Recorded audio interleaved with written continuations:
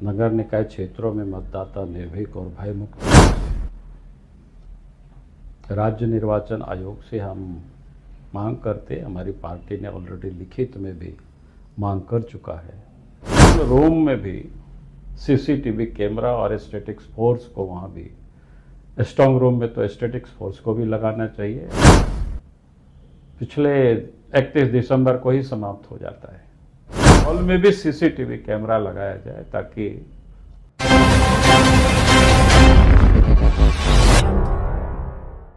नगर निकाय की चुनाव करीब है। आप 23 फरवरी को चुनाव होना है।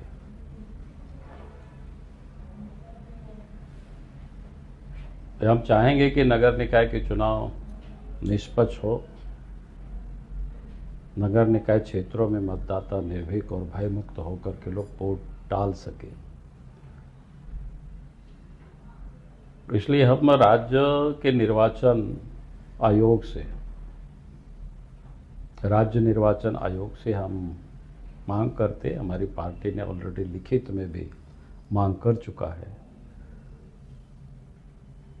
निष्पक्ष चुनाव होने के लिए एक तो सभी पोलिंग बूथों पर पैरामिलिट्री फोर्स, स्टैटिक्स फोर्स की तैनाती हो ताकि लोग भय मुक्त होकर के लोग वोट डाल सके। दूसरा, सभी पोलिंग बूथों पर सीसीटीवी कैमरा लगाया जाए ताकि कोई भी अवांछित तत्व, असामाजिक तत्व पोलिंग बूथों पर मत पत्रों की लूटपाट करने की हिमाकत नहीं कर सके। और फिर काउंटिंग हॉल में भी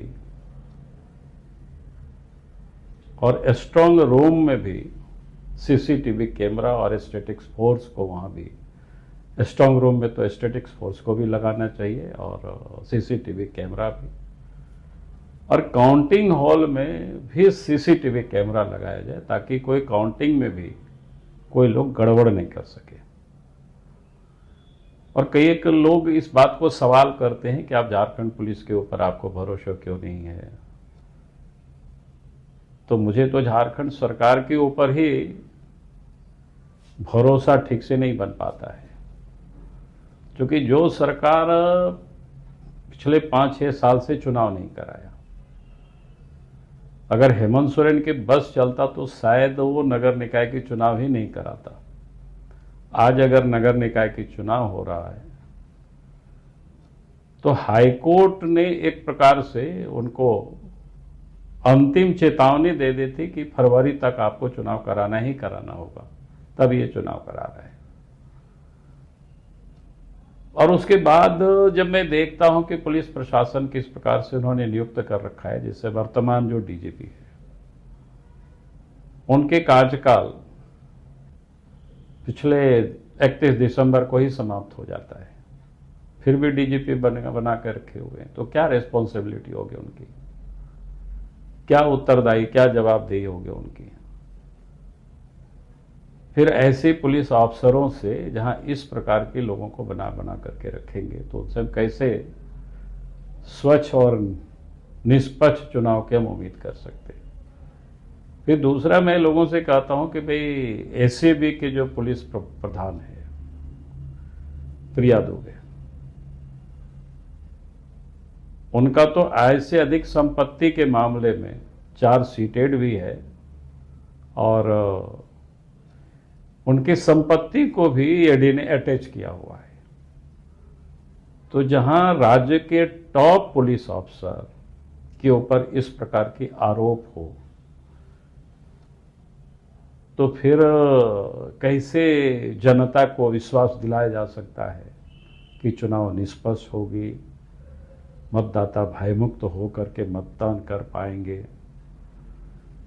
तो मतदाता को इंश्योरेंस तभी मिल सकता है, तभी भयमुक्त हो सकते हैं जब सभी पोलिंग बूथों पर पैरामिलिट्री फोर्स की तैनाती हो, सीसीटीवी कैमरा लगाया जाए स्ट्रांग रूम में भी